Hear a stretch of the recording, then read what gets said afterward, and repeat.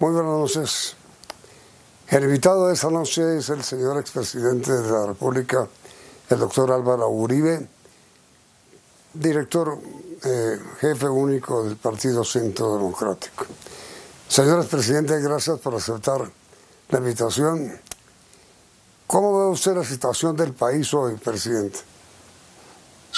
Bueno, Yamit, primero mi saludo a usted, muchas gracias. Mi saludo a todos los televidentes. Después de esta destrucción durante un mes, que ha costado tantas vidas, tantas lesiones personales, le ha costado tanto a la economía, pues las medidas que tomó el gobierno el viernes, medidas de autoridad, empezaron a recomponer la situación, a levantar los bloqueos, y esa autoridad se ha sentido porque hoy el Comité de Paro decretó levantar los bloqueos. Ojalá esta situación económica se normalice, el gobierno avance por un camino de autoridad por un lado y de soluciones sociales por otro. Y sin embargo, señor presidente, con todo respeto, una encuesta hecha por el Centro Nacional de Consultoría sobre el tema mostró en las regiones que la gente ve que el Comité de Paro no tiene autoridad real sobre los bloqueos, que los bloqueos no son un instrumento del paro, como dice el comité. Y el comité mismo, algunos de sus miembros, ha reconocido que ellos no manejan los bloqueos.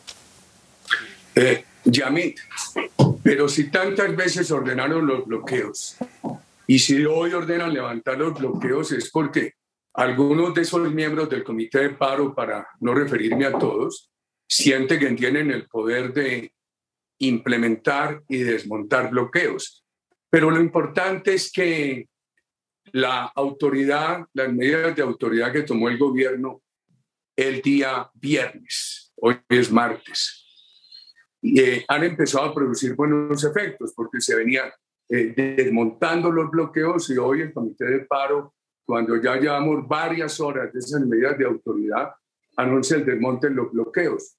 Ahora hay que poner muchísimo cuidado con lo que sigue, Yamit. Eso no lo entendí eso. ¿Qué quiere decir muchísimo cuidado con lo que sigue, señor presidente? Sí, esto hay que manejarlo con mucha precaución, porque los bloqueos y la violencia obedecen a un formato internacional.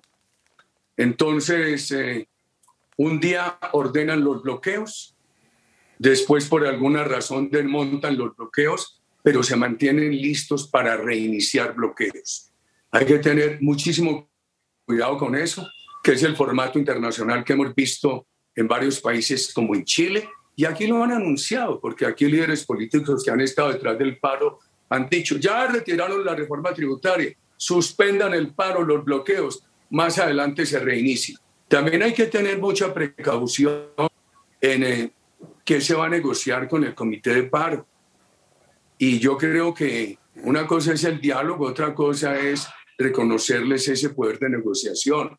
Yo creo que aquí lo prioritario en estas precauciones es que un problema social que existe en el país, porque aquí ha habido dos problemas. El problema de la violencia que viene de atrás, con eso amenazaron al presidente Duque cuando él llegó, y el problema social. Aquí se estancó la reducción de la pobreza desde el año 2013. Esperábamos que volviera a reiniciarse esa reducción con el mejoramiento de la economía derivado de las medidas del gobierno Duque. Infortunadamente, la pandemia ha crecido mucho la pobreza. Si no fuera por la tarea del gobierno, la pobreza estaría en el 50, está en el 42,5. O sea que ese es un problema social que no se puede desconocer, como tampoco los clamores de la juventud. Ahora mire, señor presidente, lo que evidentemente hay en Colombia es la explosión de una bomba social. La gente tiene hambre, la gente no tiene con qué alimentar a sus hijos, la gente no tiene empleo, la gente rebusca sus ingresos. En la situación de informalidad de Colombia es absolutamente angustiosa. Tenemos más del 70% de informales, presidente. La situación de miseria que hay en Colombia es que lo que uno ve en las calles cuando ve a la gente protestar, es rabia, es odio, porque no tiene con qué comer, no tiene cómo estudiar, no tiene cómo alimentar a sus hijos.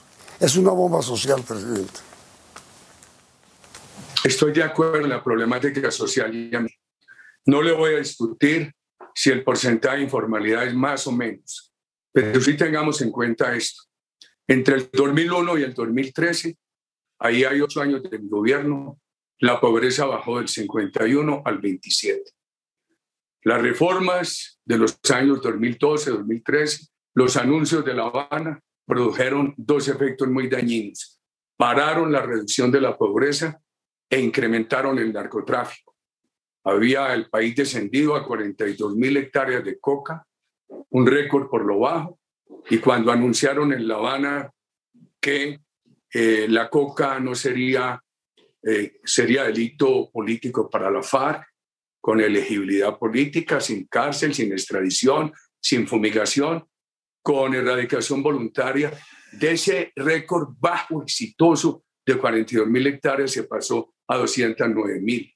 Y cuando aumentaron impuestos, pusieron al país como un país no competitivo, se desbordó el gasto público, se paró, se desaceleró el crecimiento de la economía y se congeló la pobreza en el 27. Por la pandemia ha crecido mucho. Y para ponerme de acuerdo con usted, el país necesita urgentes medidas sociales. En ese diagnóstico social estamos de acuerdo. El país hay un sector que tiene rabia social, hambre, esa pobreza agudizada por la pandemia. La rabia la sumó la reforma tributaria, que por fortuna se retiró y que ahora queda claro que lo que hay de reforma tributaria es que la pague exclusivamente el sector más pudiente para resolver estos problemas sociales. ¿Cómo no vamos a estar de acuerdo con este problema para la clase media colombiana? 2.700.000 colombianos de la clase media se han vuelto vulnerables. Por favor, en lo social estamos de acuerdo. A ver, presidente, una de las peticiones del Comité de Paro es la renta básica. ¿Por qué no se puede decretar esta renta básica? ¿Por qué no se puede adoptar como solución para tanta hambre y tanta pobreza? A ver, no necesitamos que el Comité de Paro lo dijera. En el Congreso hay muchas propuestas. Este gobierno no solamente aceleró y aumentó las políticas sociales que venían de atrás, sino que la economía venía creciendo bien hasta febrero del año pasado. Uno aspiraba a que eso se tradujera en una gran creación de empleo formal y al mismo tiempo que se reiniciara la reducción de la pobreza. Pero este gobierno creó ingreso solidario, buena creación. Desde agosto del año pasado en el Centro Democrático hemos dicho, por favor, hay que aumentar ingreso solidario. Hay que garantizar que este país supere de inmediato la pobreza extrema y acelere la reducción de la pobreza monetaria. Por favor, lo que no se puede llamar es, hay que cobrar unos impuestos a los sectores más pudientes para financiar esto. Pero cuidado, hay otro límite. No ahuyentemos la inversión. Una pregunta final, señor presidente. En una declaración que usted hizo hoy en el diario El Tiempo, dijo lo siguiente: hay que revisar la dotación de armas para que realmente sean disuasivas. ¿Eso qué quiere decir, presidente? Yamit, más de 1.100 policías humillados, heridos. Este país ha tenido unas fuerzas armadas democráticas, no han estado al servicio de dictaduras. Colombia es el país de Latinoamérica que en el siglo pasado tuvo menos interrupción democrática, 4 años. Y este punto es muy importante. Nuestras Fuerzas Armadas no han gozado de impunidad. Eso las honra. Quienes han cometido delitos en nuestras Fuerzas Armadas han sido severamente castigados.